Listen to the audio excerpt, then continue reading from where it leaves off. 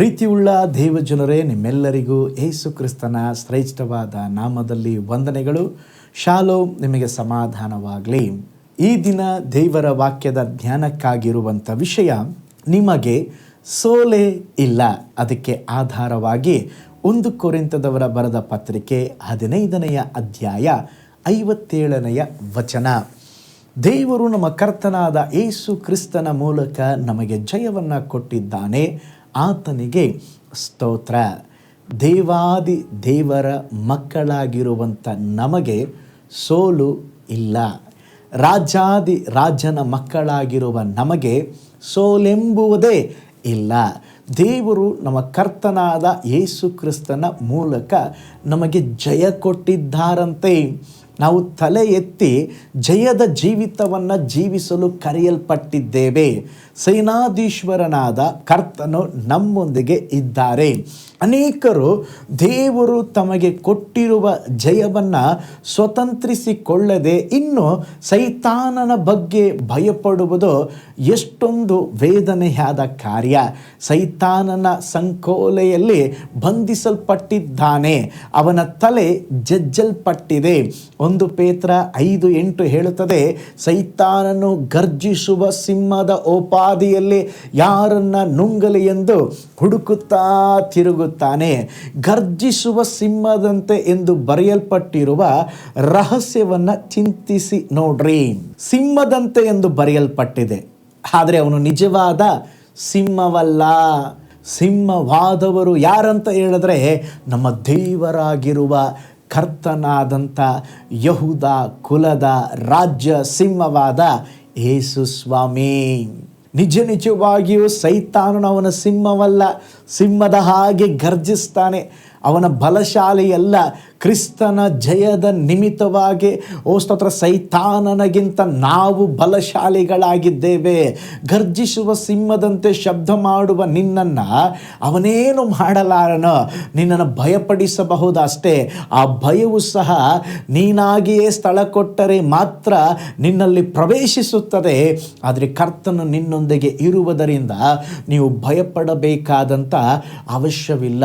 ಅದಕ್ಕೆ ದೇವರ ವಚನದಲ್ಲಿ ನೋಡ್ತೇವೆ, ದೇವರು ನಮಗೆ ಕೊಟ್ಟಿರುವ ಆತ್ಮ ಹೇಡಿತನದ ಭಯದ ಆತ್ಮವಲ್ಲ ಅಂತೆ, ಬಲ ಪ್ರೀತಿ ಶಿಕ್ಷಣಗಳ ಆತ್ಮವನ್ನ ದೇವರು ಕೊಟ್ಟಿದ್ದಾರೆ. ನೀವು ಆತನಲ್ಲಿಯೂ ಆತನು ನಮ್ಮಲ್ಲಿಯೂ ನೆಲೆಗೊಂಡಿರುವುದಾದರೆ, ಯೂದ ಕುಲದ ರಾಜ್ಯನಿಂದಾಗಿರುವ ಆತನ ಶಕ್ತಿಯ ಬಲವನ್ನ ನಾವು ಹೊಂದಬಲ್ಲೆವು. ಯಾರ್ಯಾರು ಕ್ರಿಸ್ತನನ್ನ ನಂಬಿರುತ್ತಾರೋ, ಯೇಸುವನ್ನ ಅಂಗೀಕರಿಸಿರುತ್ತಾರೋ, ಅವರು ಸಿಂಹದಂತೆ ಬಲಶಾಲಿಗಳಾಗಿರುತ್ತಾರೆ.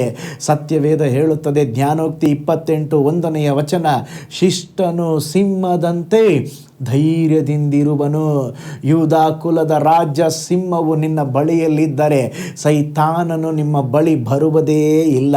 ಭೂಮಿಯಲ್ಲಿಯೂ ಪರಲೋಕದಲ್ಲಿಯೂ ಸಕಲ ಅಧಿಕಾರವನ್ನು ಹೊಂದಿರುವವರು ನಿನ್ನ ಪಕ್ಕದಲ್ಲಿದ್ದಾರೆ. ಸೈತಾನನಿಗೆ ನಿನ್ನ ಮೇಲೆ ಯಾವ ಅಧಿಕಾರವಿಲ್ಲ. ಆದರೆ ನೀನಾಗಿ ಕ್ರಿಸ್ತನನ್ನು ತೊರೆದರೆ, ಸೈತಾನನಿಗೆ ಸ್ಥಳ ಕೊಡುವುದಾದರೆ, ಆತನು ಉಪಾಯದಿಂದ ನಿನ್ನನ್ನು ಮೋಸಪಡಿಸುವನು. ಸೈತಾನನ ತಂತ್ರಗಳಲ್ಲಿ ಒಂದು ಯಾವುದು ಗೊತ್ತೇ? ನಮ್ಮ ಹೃದಯದಲ್ಲಿ ಪಾಪವೆಂಬ ಬೀಜವನ್ನು ಬಿತ್ತುವುದು, ಇಚ್ಛೆ ಆಶೆಗಳನ್ನು ತಂದೊಡ್ಡುವುದು. ನಮಗೆ ಗೊತ್ತಿಲ್ಲದ ಹಾಗೆ ಬಿತ್ತುತ್ತಾನೆ. ನಾವು ಮೊಳಕೆಯಲ್ಲಿಯೇ ಈ ಲೋಕದ ಆಸೆಗಳನ್ನು ಕಿತ್ತು ಬಿಡದಿದ್ದರೆ ಹೃದಯದಲ್ಲಿ ಮೊಳಕೆಯೊಡೆದು ಬೆಳೆಯಲು ಅದು ಆರಂಭಿಸುತ್ತದೆ. ಇಚ್ಛೆಗಳು ಗರ್ಭ ಧರಿಸಿ ಪಾಪವನ್ನು ಹಡಿಯುತ್ತದೆ ಎಂದು ಸತ್ಯವೇದ ವಾಕ್ಯ ಹೇಳುತ್ತದೆ. ಕೆಟ್ಟ ಆಲೋಚನೆಗಳು ನಮ್ಮ ಆತ್ಮೀಕ ಜೀವಿತಕ್ಕೆ ಧಕ್ಕೆಯನ್ನು ಉಂಟು ಮಾಡುತ್ತವೆ. ಸೈತಾನನು ಈ ರೀತಿಯ ಸಂದೇಹಗಳನ್ನು, ಪಾಪಗಳನ್ನು ತಂದು ಹಾಕುತ್ತಾನೆ. ಪ್ರೀತಿಯುಳ್ಳ ದೇವ ಜನರೇ, ನಾವು ಪ್ರತಿದಿನವೂ ದೇವ ಸಮ್ಮುಖದಲ್ಲಿ ಮೊಣಕಾಲೂರಿ ಪ್ರಾರ್ಥಿಸಿ ಲೋಕದ ಆಸೆಗಳನ್ನು ಮೊಳಕೆಯಲ್ಲೇ ಚಿವಿಟಿ ಹಾಕಬೇಕು. ಅದು ಬೆಳೆಯಲು ಅವಕಾಶ ಕೊಡಲೇಬಾರದು. ಅನುದಿನವೂ ನಮ್ಮನ್ನು ಅರ್ಪಣೆ ಮಾಡಿಕೊಂಡು ಜಯ ಹೊಂದಿದವರಾಗಿ ಜೀವಿಸಬೇಕು.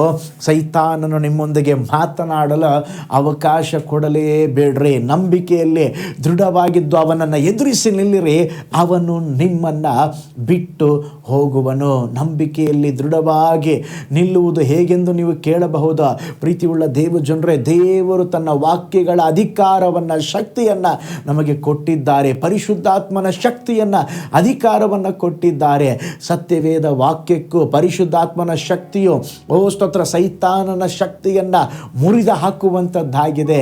ಇಂದು ಲೋಕದ ಆಳ್ವಿಕೆ, ಅಧಿಕಾರ ಸೈತಾನನ ಕೈಗಳಲ್ಲಿ ಇಲ್ಲ, ಅದು ಕ್ರಿಸ್ತನ ಹಸ್ತದಲ್ಲಿದೆ. ಯೇಸುವೇ ದೇವರು, ಯೇಸುವೇ ಕರ್ತನೆಂಬುದಾಗಿ ನಾಲಿಗೆಗಳಿಂದ ಹರಿಕೆ ಮಾಡುತ್ತವೆ. ಯೇಸು ಕ್ರಿಸ್ತನ ಮಹಿಮೆಯುಳ್ಳ ನಾಮದಲ್ಲಿ ಪಾತಾಳದ ಅಂಧಕಾರದ ಲೋಕಾಧಿಪತಿಯು ಭಯದಿಂದ ನಡುಗುತ್ತಾನೆ. ವಾಗ್ದಾನಗಳಿಂದ ಸೈತಾನನನ್ನು ಗದರಿಸರೆ ಸತ್ಯವೇದದಲ್ಲಿ ಕರ್ತನು ನಿಮಗಾಗಿ ಇಟ್ಟಿರುವ ಆಳ್ವಿಕೆ ಯಾವುದು, ಅಧಿಕಾರಗಳು ಏನೆಂಬುದಾಗಿ ತಿರುಗಿ ತಿರುಗಿ ಓದಿ ಸ್ಥಿರಪಡಿಸಿಕೊಳ್ಳ್ರಿ. ಸೈತಾನನು ಭಯದಿಂದ ಓಡಿ ಹೋಗುತ್ತಾನೆ. ಪ್ರೀತಿಯುಳ್ಳ ದೈವ ಜನರೇ, ನಿಮ್ಮ ಹೃದಯಗಳಲ್ಲೇ ದೇವರ ವಾಕ್ಯ ತುಂಬಿರಲಿ, ವಾಗ್ದಾನ ವಚನಗಳು ತುಂಬಿರಲಿ, ಪರಿಶುದ್ಧಾತ್ಮನ ಶಕ್ತಿ ಕಾರ್ಯಗಳ ಮಹಿಮೆಗಳು ನಿಮ್ಮ ಹೃದಯದಲ್ಲಿ ಉಕ್ಕುತ್ತಲೇ ಇರಲಿ. ಆಗ ನೀವು ಸೈತಾನನನ್ನು ಎದುರಿಸಬಹುದಾ, ಸೈತಾನನನ್ನು ಗೆಲ್ಲಬಹುದಾ. ಅದು ಮಾತ್ರವಲ್ಲ, ಸ್ತೋತ್ರ, ನಿಮ್ಮ ಜೀವಿತದಲ್ಲಿ ಒಂದು ಜಯಭರಿತವಾದ ಜೀವಿತವನ್ನು ಜೀವಿಸಲಿಕ್ಕೆ ದೇವರು ನಿಮಗೆ ಸಹಾಯ ಮಾಡುತ್ತಾರೆ. ಸೈತಾನನು ಎಷ್ಟೇ ತಂತ್ರಗಾರನಾಗಿದ್ದರೂ ನಿಮ್ಮ ಮೇಲೆ ಅಧಿಕಾರ ಅವನಿಗಿಲ್ಲರಿ. ಅವನ ಕುರಿತು ಭಯಪಡುವ, ಕಳವಳ ಪಡುವ ಅವಶ್ಯಕತೆ ಇಲ್ಲ. ಯೇಸುವಿನ ನಾಮದಲ್ಲಿ, ಯೇಸುವಿನ ರಕ್ತದಲ್ಲಿ, ಸ್ತೋತ್ರ, ಯೇಸುವಿನ ವಾಕ್ಯದ ಬಲದಿಂದ ಸೈತಾನನನ್ನು ಗೆಲ್ಲಿರಿ. ನೀವು ಸೋತವರಲ್ಲ, ನೀವು ಗೆದ್ದವರು. ನೀವು ಶತ್ರುವಾದ ಸೈತಾನನನ್ನು ಗೆಲ್ಲಬಹುದು. ಯೇಸು ಕ್ರಿಸ್ತನ ಮಹಿಮೆಯ ನಾಮದಲ್ಲಿ ಅವನನ್ನು ಗದರಿಸಿರಿ, ಎದುರಿಸಿ ನಿಲ್ರಿ, ಅವನು ಓಡಿ ಹೋಗುತ್ತಾನೆ. ಮಾರ್ಟಿನ್ ಲೂಥರ್ ಅವರ ಕುರಿತಾಗಿ ಒಂದು ಮಧ್ಯರಾತ್ರಿಯಲ್ಲಿ ದಿಢೀರೆಂಬುದಾಗಿ ಎಚ್ಚರಗೊಂಡಾಗ ಅವರ ಕೋಣೆಯಲ್ಲಿ ಒಂದು ದೊಡ್ಡ ರೂಪದಲ್ಲಿ ಸೈತಾನನು ನಿಂತುಕೊಂಡಿರುವುದನ್ನು ಅವರು ನೋಡಿದ್ರಂತೆ. ಒಂದು ವೇಳೆ ನಾವು ಆ ಸ್ಥಳದಲ್ಲಿದ್ದರೆ ಪಾಸ್ಟ್ರಿಗೆ ಫೋನ್ ಮಾಡೋದು, ಬೈಬಲ್ ಎಲ್ಲಿದೆ ಅಂತ ಹುಡುಕೋದು, ಅಯ್ಯೋ ಅವ್ರನ್ನ ಕರೆಸ್ರಿ ಇವ್ರ ಕರೆಸ್ರಿ ಎಂಬುದಾಗಿ ಹೇಳುವಂಥದ್ದು. ಆದರೆ ಮಾರ್ಟಿನ್ ಲೂಥರ್ ಏನು ಮಾಡಿದ್ರೆ ಗೊತ್ತಾ? ಸೈತಾನನ ಕುರಿತು ಭಯಪಡದೆ, ನಿನ್ನ ತಲೆಯನ್ನು ದೇವರು ಶಿಲುಬೆಯಲ್ಲಿ ಜಜ್ಜಿ ಹಾಕಿದ್ದಾರೆ ಎಂಬುದಾಗಿ ಅಸಡ್ಡೆಯಿಂದ ತಿರುಗಿ ಹೊದಿಕೆಯನ್ನು ಹೊತ್ತುಕೊಂಡು ತಿರುಗಿ ಮಲಗಿದರಂತೆ. ಸೈತಾನನಿಗೆ ಭಯಪಡಲಿಲ್ಲ. ನಾವು ಯಾಕ್ರೆ ಸೈತಾನಿಗೆ ಭಯಪಡಬೇಕು? ಅವನು ನಮ್ಮ ಕಾಲ ಕೆಳಗೆ ಇದ್ದಾನೆ. ನಿಮ್ಮ ಕಣ್ಗಳು ಕರ್ತನ ಕಡೆಗೆ ನೋಡುತ್ತಿರಲಿ, ನಿಶ್ಚಯವಾಗಿ ನಿಮ್ಮ ಜೀವಿತದಲ್ಲಿ ಸೋಲೇ ಇಲ್ಲ. ಸೈತಾನನನ್ನು ನೀವು ಜಯಿಸಬಲ್ಲಿರಿ. ಕಣ್ಗಳನ್ನು ಮುಚ್ಚೋಣ, ಪ್ರಾರ್ಥನೆ ಮಾಡೋಣ. ಪರಲೋಕದಲ್ಲಿ ವಾಸ ಮಾಡುವ ನಮ್ಮ ತಂದೆಯಾದ ದೇವರೇ, ನಿಮಗೆ ಸೋಲೇ ಇಲ್ಲ ಎಂಬುದಾಗಿ ನೀವು ನಮಗೆ ವಾಗ್ದಾನ ಮಾಡಿದ್ದೀರ. ಆಲ್ರೆಡಿ ಶಿಲುಬೆಯಲ್ಲಿ ಅಪ್ಪ ನೀವು ಜೀವ ಕೊಟ್ಟು ಬಲಿಯಾಗಿ ರಕ್ತ ಸುರಿಸಿ ಸೈತಾನಿನ ಸಕಲ ಕ್ರಿಯೆಗಳನ್ನು ನಾಶ ಮಾಡಿ ದೇವರೇ ನಮಗೆ ಆ ಜಯವನ್ನು ಕೊಟ್ಟಿದ್ದೀರಾ. ಆ ಜಯವನ್ನು ಸ್ವತಂತ್ರಿಸಿಕೊಂಡು ಮುನ್ನುಗ್ಗಲಿಕ್ಕೆ ನಮಗೆ ಸಹಾಯ ಮಾಡಿರಿ. ಅದಕ್ಕೆ ತಡೆಯಾಗಿ ಬರುವಂಥ ಎಲ್ಲ ದುಷ್ಟಾತ್ಮನ ಕ್ರಿಯೆಗಳನ್ನು ಜಯಿಸುವಂತೆ ಸ್ತೋತ್ರ ನಮಗೆ ಸಹಾಯ ಮಾಡ್ರಪ್ಪ.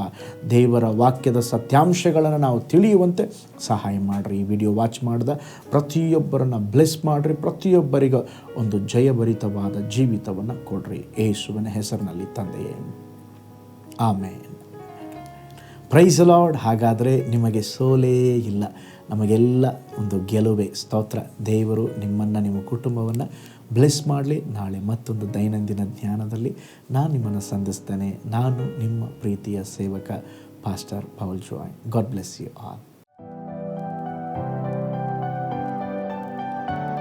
ಕರ್ತನಲ್ಲಿ ಪ್ರಿಯರೇ, ಈ ಸಂದೇಶ ಮತ್ತು ಪ್ರಾರ್ಥನೆ ನಿಮಗೆ ಆಶೀರ್ವಾದಕರವಾಗಿದ್ದರೆ, ದೇವರು ನಿಮ್ಮನ್ನು ಪ್ರೇರೇಪಿಸಿದರೆ, ನಂಬಿಕೆಯಿಂದ ಸಾಗುವ ಈ ಸೇವೆಗೆ ನಿಮ್ಮ ಅಮೂಲ್ಯವಾದ ಕಾಣಿಕೆಯನ್ನು ಬಿತ್ತಿರಿ. ಪ್ರೀತಿಯ ದೇವಜನರೇ, ವಾಯ್ಸ್ ಆಫ್ ಹೋಪ್ ಮಿನಿಸ್ಟ್ರಿಯ ವತಿಯಿಂದ ಕೋರಮಂಗಲದಲ್ಲಿ ಪ್ರತಿ ಭಾನುವಾರ ಬೆಳಿಗ್ಗೆ 9:30ಕ್ಕೆ ಕನ್ನಡ ಆರಾಧನೆ ನಡೆಯುತ್ತಿದೆ. ಆತ್ಮಭರಿತವಾದ ಆರಾಧನೆ, ಮನಮುಟ್ಟುವ ಸಾಕ್ಷಿ, ಬಲಪಡಿಸುವ ದೇವ ಸಂದೇಶ. ಬನ್ನಿ, ನಮ್ಮೊಂದಿಗೆ ಭಾಗಿಯಾಗಿ ಕರ್ತನನ್ನು ಆರಾಧಿಸಿರಿ. ನೂತನ ತಿಂಗಳ ಆಶೀರ್ವಾದ ಕೂಟ ಪ್ರತಿ ತಿಂಗಳು ಮೊದಲ ದಿನ ಸಂಜೆ 7 ಗಂಟೆಗೆ. ಪ್ರತಿ ತಿಂಗಳು 2ನೇ ಶನಿವಾರ ಬಿಡುಗಡೆ ಉಪವಾಸ ಪ್ರಾರ್ಥನೆ ಕೂಟ ಬೆಳಿಗ್ಗೆ 10:30ಕ್ಕೆ. ನಿಮಗಾಗಿ ಪ್ರಾರ್ಥಿಸಬೇಕೆ? ನಿಮಗೆ ಯಾವುದಾದರೂ ಪ್ರಾರ್ಥನೆ ಮನವಿಗಳು ಇರುವುದಾದರೆ ಕೆಳಗಿನ ನಂಬರಿಗೆ ಕರೆ ಮಾಡಿ ಅಥವಾ ವಾಟ್ಸಪ್ ಮಾಡಿ. ಈ ಆತ್ಮಿಕ ಸಂದೇಶಗಳು ನಿಮಗೆ ಆಶೀರ್ವಾದಕರವಾಗಿದ್ದರೆ ಲೈಕ್ ಮಾಡಿರಿ. ಇಂಥ ಅದ್ಭುತ ಸಂದೇಶ ಪ್ರತಿದಿನ ನೋಡಲು ಬಯಸುವುದಾದರೆ ಸಬ್ಸ್ಕ್ರೈಬ್ ಮಾಡಿ ಹಾಗೂ ಇತರರೊಂದಿಗೆ ಶೇರ್ ಮಾಡಿರಿ. ಕರ್ತನು ನಿಮ್ಮನ್ನು ನಿಮ್ಮ ಕುಟುಂಬವನ್ನು ಆಶೀರ್ವದಿಸಲಿ.